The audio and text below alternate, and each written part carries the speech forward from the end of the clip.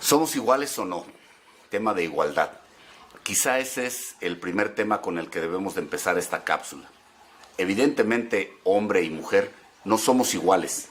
Sin embargo, hay una idea mucho en el colectivo social respecto de la igualdad existente entre hombres y mujeres. Me parece que la Constitución tiene mucho que ver a este respecto, desde que precisó que hombres y mujeres son iguales frente a la ley. Sin embargo, redactado en la manera en la que se redactó, me parece que la concepción social lo tuvo como un antecedente de la igualdad existente entre hombre y mujer. Y esto no es así. Los hombres y mujeres no somos iguales. Sin embargo, la Constitución reconoce que tanto el hombre como la mujer tienen el mismo derecho frente a la norma, frente a la ley, tienen reconocidos los mismos derechos, pero esto no significa que seamos iguales. Hombre y mujer no lo somos. Un segundo tema es los hijos. Hombre y mujer tienen el mismo derecho a decidir sobre el número de hijos que desean tener. De aquí hay una ramificación en relación al aborto, porque implícitamente está reconociendo el derecho tanto del hombre como el de la mujer a decidir sobre la procreación, en el caso en el que éste ya se hubiera gestado, pero eso será un tema que veremos en otra cápsula. En relación al tema que nos ocupa, hombre y mujer, debe quedar claro, tienen el mismo derecho a decidir sobre el número de hijos que desean tener. Una vez que hombre y mujer han decidido sobre el número de hijos que desean tener, entonces lo llevan a cabo y tienen un hijo. En el momento en el que tienen un hijo, inmediatamente por decisión judicial, por ministerio de ley, se tiene la encomienda de la patria potestad. Y digo encomienda porque más que un derecho también es una obligación. Obligación que tienen tanto el padre como la madre, el hombre y la mujer. Esta obligación de patria potestad tiene una ramificación que es la guarda y custodia. Luego entonces la guarda y custodia la tienen de pleno derecho tanto el padre como la madre en igualdad de circunstancias. Como lo dije desde el inicio, no es que sean iguales, sin embargo, la ley les reconoce los mismos derechos al hombre y a la mujer, al padre y a la madre, respecto de la patria potestad, guarda y custodia de los hijos que tengan. Se ejerce de pleno derecho sin que haya una declaración judicial, no se requiere, porque por ministerio de ley se tiene. Hasta ahí no hay ningún problema. El problema comienza, evidente, cuando hay una separación, cuando no están de acuerdo padre y madre, y entonces hay un conflicto respecto de quién va a llevar a cabo la guarda y custodia de esos hijos que hayan tenido. Hay momentos en los que padre y madre están de acuerdo en la guarda y custodia, cómo se va a llevar a cabo, y no hay ningún problema.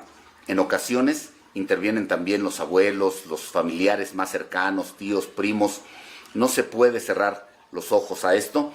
México es una cultura familiar y entonces está bien que así se haga. Al final es un acuerdo que se puede llevar a cabo en el ámbito personal, familiar, o a veces en el ámbito judicial, pero al final hay un acuerdo.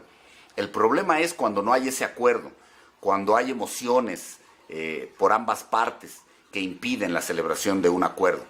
Y entonces aquí los operadores jurídicos jugamos un papel muy importante. Hay quienes realizan conductas mañosas para torcer la ley y hay ocasiones en que la propia ley ya está torcida. Si sumamos a esto los actos mañosos, tenemos la serie de conflictos que vemos a diario en los juzgados familiares. Estas conductas a las que me refiero por parte de operadores jurídicos no están buscando el bienestar de los menores, solamente están buscando ganar un proceso, y me parece que ahí está el problema. En las clases de derecho procesal que he dado por muchos años, siempre he expuesto que la demanda no las hace el actor, no los hace la mamá, no la hace el papá, la demanda la hacemos los abogados, y en muchas ocasiones nos dan manga ancha para poder poner varios hechos en esa demanda que no son ciertos. Aquí hay una violación al deber de lealtad, de verdad, que se debe de tener en todas estas demandas.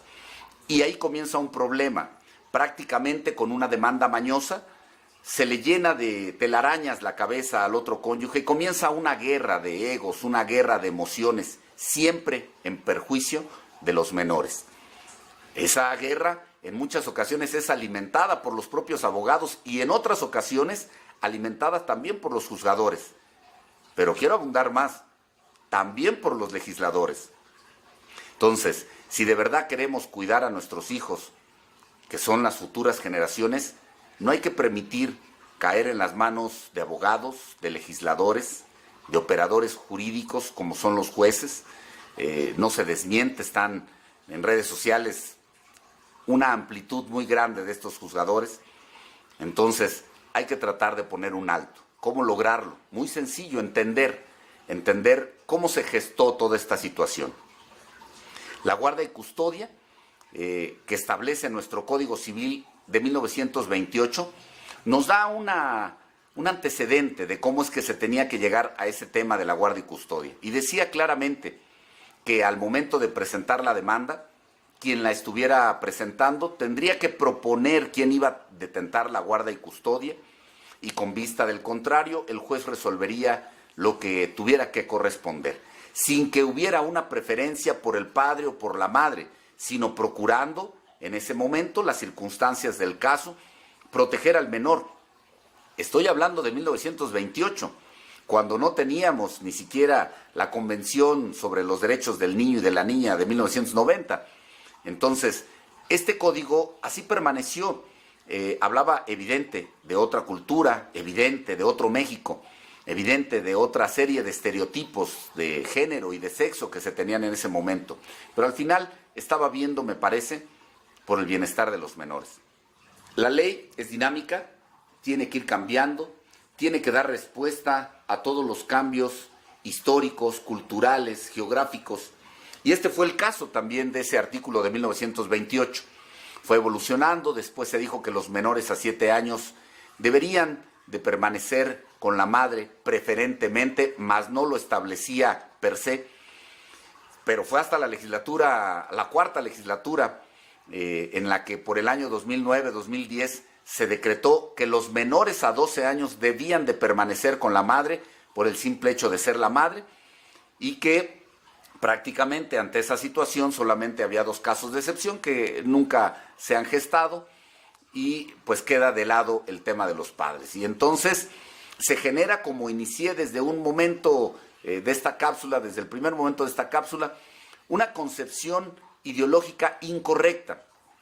Retomo, cuando comenzamos dije, hombre y mujer no somos iguales. Sin embargo, cuando la Constitución establece que hombre y mujer son iguales frente a la ley, esta determinación con las palabras y la estructura con la que está redactado nos hace pensar que somos iguales y no somos iguales. Tenemos los mismos derechos, pero no somos iguales. Lo mismo acontece cuando se comienza a dar este tema en el cambio legislativo y dice, los menores a 12 años deben permanecer con la madre, porque a partir de ese momento las madres comienzan a pensar, la colectividad social comienza a pensar, los hombres comienzan a pensar que los hijos menores a 12 años prácticamente le pertenecen a la madre.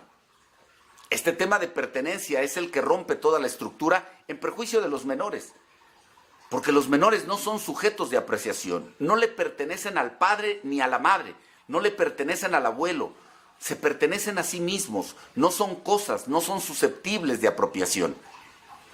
Sin embargo, esa redacción de ese artículo 282 del Código Civil genera esa confusión, genera ese pensamiento en el colectivo social.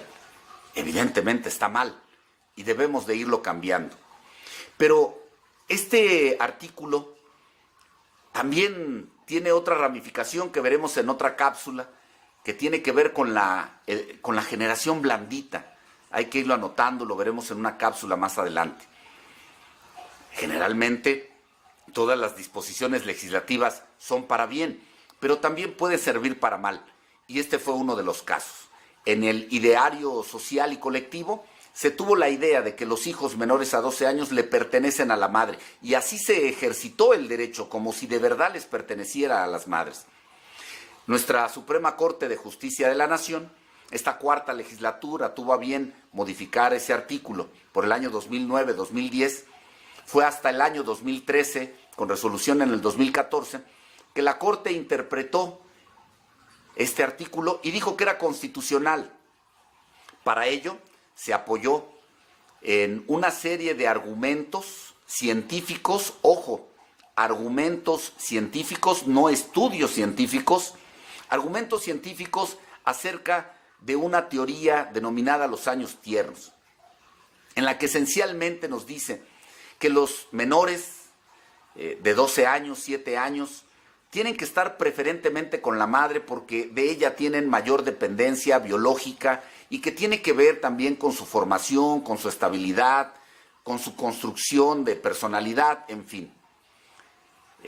No puedo decir que estas teorías estén mal, al contrario, las ratifico, me parece que es así, me parece que hombre y mujer, al ser diferentes, jugamos roles distintos, me parece que es cierto que los menores de ciertas edades, no diría yo 12, sí de ciertas edades, 5 años quizá, 6, en algunos casos, no es una disposición que tenga que ser así siempre, siempre habrá modificaciones, necesariamente requieren más asistencia de la madre. Ese no es el problema es, repito, que ese artículo generó una confusión muy grave e hizo creer que les pertenecían a los menores a esa edad a las madres, y así se ejercitó. Sin embargo, la Corte dijo que ese artículo era constitucional y no se diga más. Los operadores jurídicos, los jueces, entraron a aplicar la norma con todo su esplendor y sin más trámite, en la mayoría de los casos, por no decirlos todos, decretaba la guardia y custodia a favor de la madre cuando se trata de menores a 12 años. Y entonces, con esa estructura, con los regímenes de convivencias que se establecieron también a favor de los padres que no tenían la guardia y custodia, lo único que se logró fue separar a la familia, algo que es también contrario al espíritu de la ley, contrario al espíritu social, porque santo que no es visto no es adorado. Si conviven poco tiempo los padres con los hijos, es claro, es notorio que esa relación, si no se va a fracturar, si no se va a deteriorar, sí va a menguar. Y entonces los hijos se tendrán que refugiar más al amor de la madre. Eso tampoco es bueno para la colectividad, no es bueno para la sociedad, para la familia, para los hijos. Y entonces se tuvo que impulsar prácticamente de manera revolucionaria un cambio en esa concepción ideológica. Así fue como recientemente, en el año 2019, logramos llegar de nueva cuenta a la primera sala de nuestra Suprema Corte de Justicia, en la que se determinó que ese artículo de la ley era inconstitucional, que es cierto que los años tiernos juegan un papel importante, pero que en aquel entonces no se tuvo la idea de llamar a expertos, a escucharlos, sino únicamente se hicieron anotaciones marginales sustentadas en la teoría de los años tiernos, pero que el establecer a rajatabla la preferencia materna estaba violando el principio de igualdad, violaba el principio de la no discriminación, y no solamente en perjuicio del padre, sino también de la madre. Generaba una serie de estereotipos, una suerte de estereotipo. Fíjense muy bien, la madre juega un binomio, según la interpretación que nos dio la Corte en el 2014. La madre juega un binomio, esto es mujer y madre, y no se puede disolver. Es decir, el simple hecho de ser mujer te impone la obligación de ser madre. Y al ser madre te impone la obligación de tener que guardar la custodia de los hijos, sin que siquiera le tomen parecer a la madre, decir, bueno, yo creo que el más apto es el padre. No, la propia ley lo establece de esa manera. Entonces ya se está jugando una serie de estereotipos en ese momento por razón de sexo y de género, que, como repito, me parecen correctos, siempre y cuando se tenga la idea completa y correcta de que los hijos no son pertenencia de nadie, no son cosa de nadie. Al contrario, reitero, la patria potestad es un derecho, pero también es una obligación. Entonces, no es que la madre tenga derecho sobre el hijo, sino el hijo debe de tener derecho a estar, en el caso de que estén separados, padre y madre, con el padre o la madre que resulte ser el más apto.